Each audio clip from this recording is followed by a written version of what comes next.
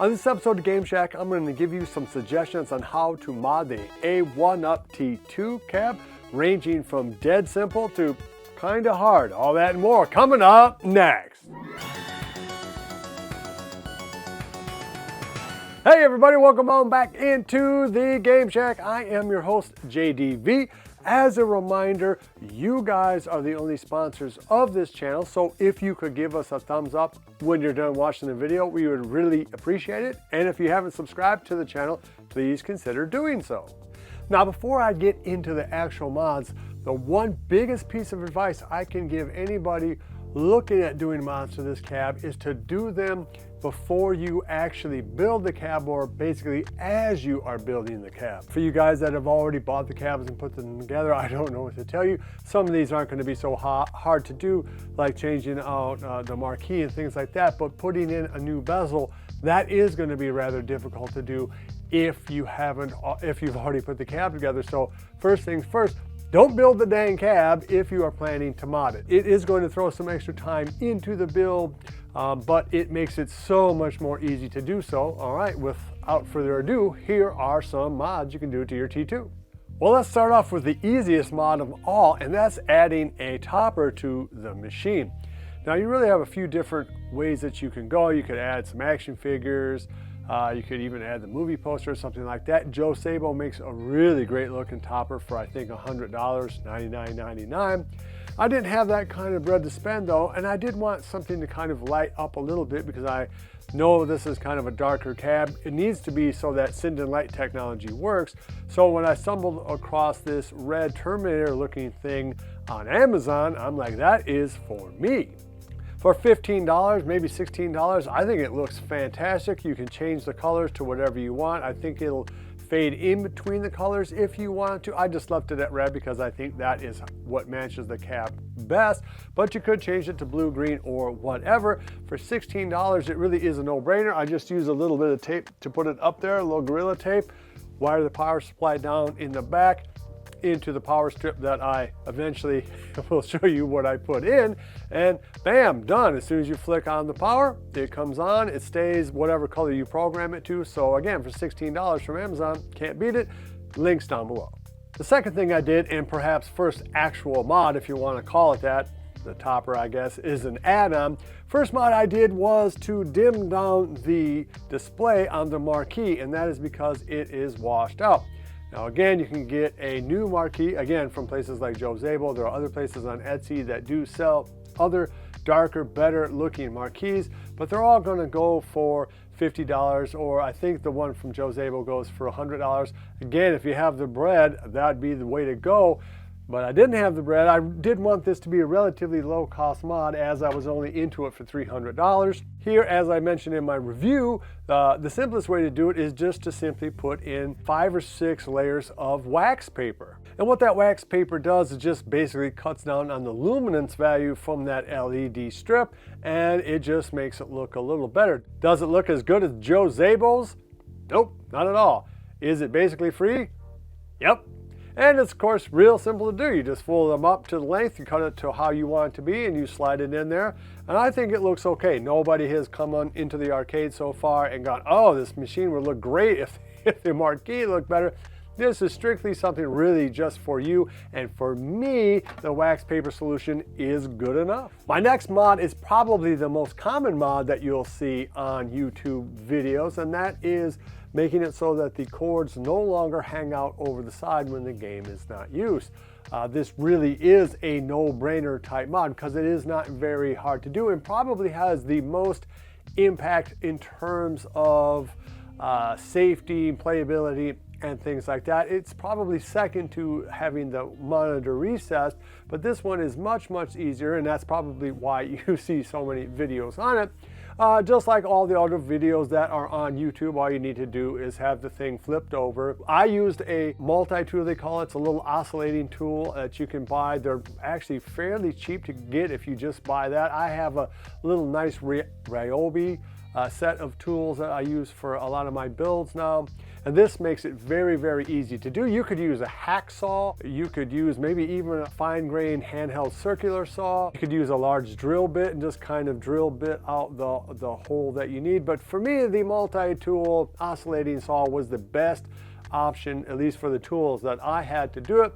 This is hard plastic, so be careful because you could crack it if you push down on it too hard. It really is not that bad, and you could actually do this mod probably pretty easy even if you've already built the cab, because of course the control deck will just pop right out if you undo those 4 screws. Once you've done that, you're going to want to sand down, or I just used a little pocket knife to pare down and trim what's left over from the saw or drill or whatever, how you get it done, so the cords don't snag. I have had no trouble having the cord snag, and it just makes for such a much cleaner, better look. It is a dead simple fix.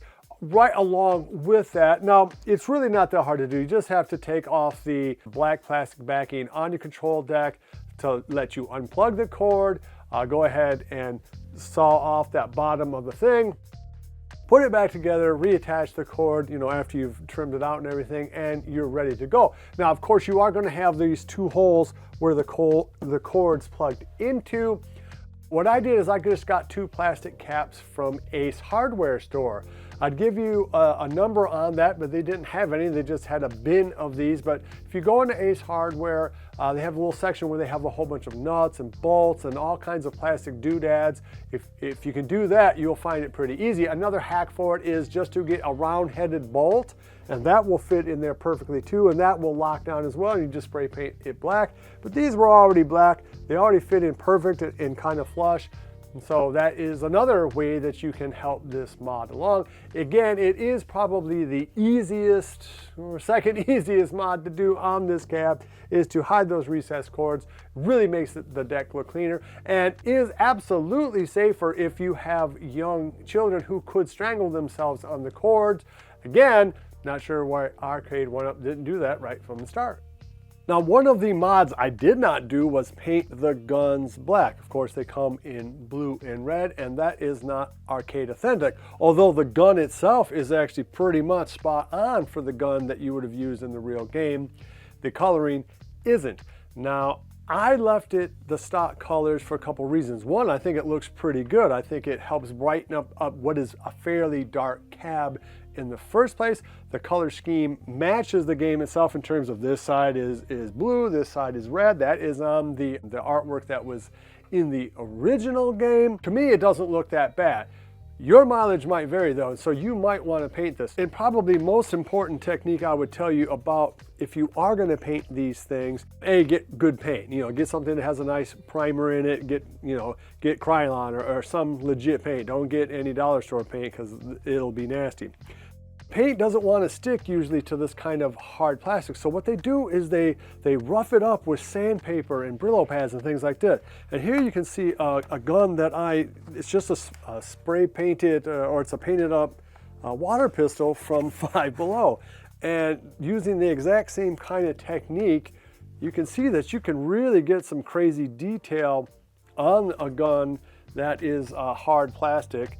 And so you could really dial this gun up, but it is going to take time. You should sandpaper it down. 19K Fox actually just put a really sweet video on where he uses those neon LED strips to put here. That looks super slick. That's one I might end up doing because I think it looks really cool when it lights up when they pull the trigger. His is just on all the time, but he shows you how to do that. So anyway, go check out 19K Fox's video. I am going to eventually do videos on how to dial up water pistols.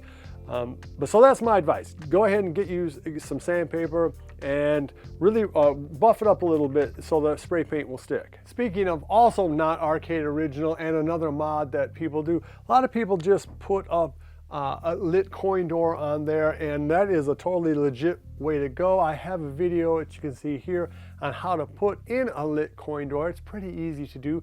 You do have to be willing to saw into the kick plate to do so. I went another route though. I'm starting to think more and more, I want my coin mechs to actually work, and short of that happening, I would rather have art, at least on a big surface like this, to me, it would just screamed art. And a few people make it. I got mine from DB Graphics, I think for $37. To me, it just looks incredible. Now you have to take your time and really sit there and get all of the air bubbles out and just go inch by inch by inch. I mean, probably it'll take you 20 minutes to do it, 15, 20 minutes, something like that. But if you do, then you have this big, beautiful looking endoskeleton on there. And to me, I think it looks absolutely fantastic. I mean, the color of the blue matches the blue on the rest of the artwork and on the side trim. It just really does give it a oomph. I'm toying with the idea of putting in little red LED Terminator eyes on there. I didn't quite have the testicular fortitude to do so, but that might be another way to really dial it up. Anyway, this is a really good, cheap, relatively easy wow type effect. Anyway, DB Graphics, I'll have a link down below. It looks really great, and I think I got mine in 3 days, something like that. So really fast turnaround shipping on that too. One other mod I did, and actually the most expensive of any of the things that I did, was add a bass thumper to the machine. Now, instead of using something like this, these puck things, which do work really well, I use these on my pinball builds, and I'm going to actually have a video upcoming about how to add one to your ALP. Instead, I use the Logitech Z313 50-watt thumper, and this is a very popular option for modders of Arcade1ups because not only does it sound good, it's super easy to install, and you get an on-off and volume controller along with this big wad of cords that you see all wrapped up here. So basically that wad of cords equals a power cord and 2 audio cords. One is green. You're going to take this yellow-green type cord, and you're actually going to plug it into the output of the CPU of the T2 cabinet here. So you just find where it has a little speaker icon. It'll be on the left, and you plug it in so.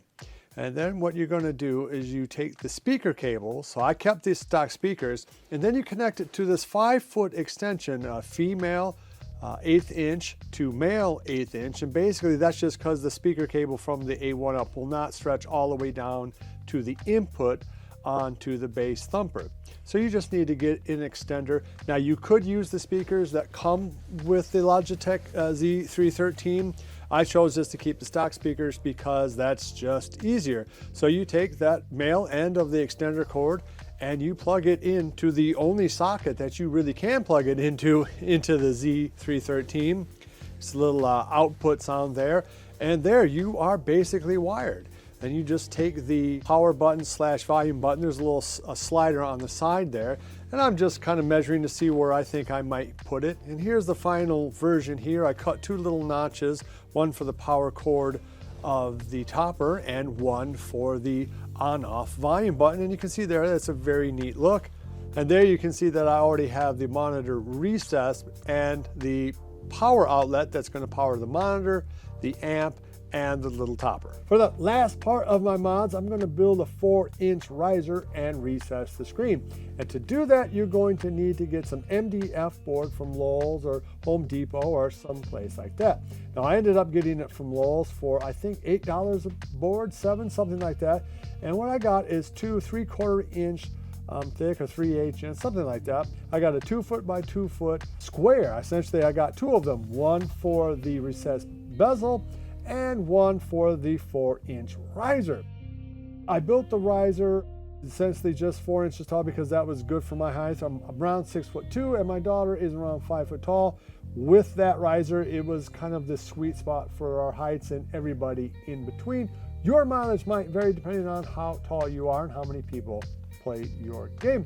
Anyway, it's pretty easy. You just go ahead and you know it's going to be 4 inches or whatever, how high you pick.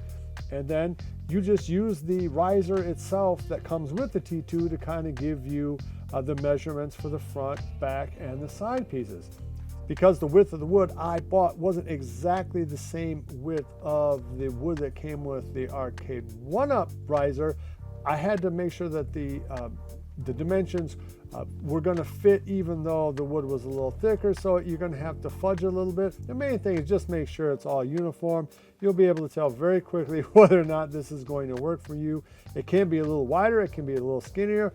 There's all manner of ways to do it. I just did it the simplest way possible. In terms of how you put all the wood together once you've painted it, or you can paint it after it's together, basically I just put 3 screws on each side, front and back. You should use a drill bit to use a little pilot hole for each of those screws, just so you don't crack that MDF, because that is very brittle if you're trying to put like something like a drywall screw or an aggressive bit on a screw into that MDF. It will crack it if you're not easy. So go ahead and use a pilot drill to get a hole into that MDF. Other than that, that's really it. It's just like a little box that I made, and that's all it was. Spray painted it using that same spray paint, and it came out looking pretty good. I probably am going to put a midway sticker on the front part of it here if I can find one that's big enough. If you guys know where I could get that, let me know. Other than that, I'm calling that mod done. Now we get to the really hard part, the one that is actually going to take a lot of time, and that is recessing the screen. Now, recessing the screen actually does have a real world benefit other than just looking super slick, and it does look super slick. Kind of gives it a 3D type of arcade feel. And indeed, the arcade game actually did have its game screen recessed. But the practical reason why you want to do it is that you need about 8 or 9 inches between the front of the gun and the screen to get an accurate aiming point on the screen. So when you recess the screen back, it means you don't have to be out to here, but you can be much, much closer. You can be almost up on the glass of the bezel and still have it register accurately on the screen. So that's a pretty cool thing if you want to lean into the game, right? So that is a very important practical aspect beyond just the aesthetics of it looking cooler. So it is worth it to do it, even though it is going to be a pain in the butt. Basically what you're going to do is you're going to want to trace out the old bezel once you've removed it from the plexiglass front and make sure that that screen stays nice and protected.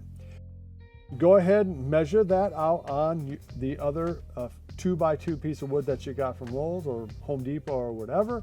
And then you're going to want to, after you've measured that out, you're going to want to go in about 1/8 of an inch on each side. And that is because when you put the original bezel into the cab, it sits into 2 grooves on the left and right part of the cabinet sides. Well, you're not going to have those grooves unless you rabbit those out with a router. I don't have a router, so I didn't even try to do that. All I did is just make it a little bit narrower than the original to make up for those little grooves. And that was about 1/4 of an inch off of each side, maybe 1/3 of an inch. Measure twice and cut once. You will be happier for it. Basically, once you've got it right shape, make sure it's going to fit in there flush. Then you need to cut out the spot where the screen is going to go. It's the same kind of thing. Just kind of eyeball it and see where it is. Drop the screen on there. Use a Sharpie and square that thing out. And then you cut it out using whatever you have, a jigsaw, miter saw, whatever. Now, one thing about MDF is that, yeah, you can break it and it's susceptible to water damage, but it is actually very, very hard. It's what they're starting to make pinball tables out of, real pinball tables out of, because it's actually harder than actual plywood. So just keep that in mind if you have a dull blade or something like that. You don't even have to paint it. You could kind of accentuate the fact that it is this kind of steel or silver. I almost didn't paint it because of that, but then I ended up painting it. I'm glad I did. It looks pretty good. But hey, use your imagination.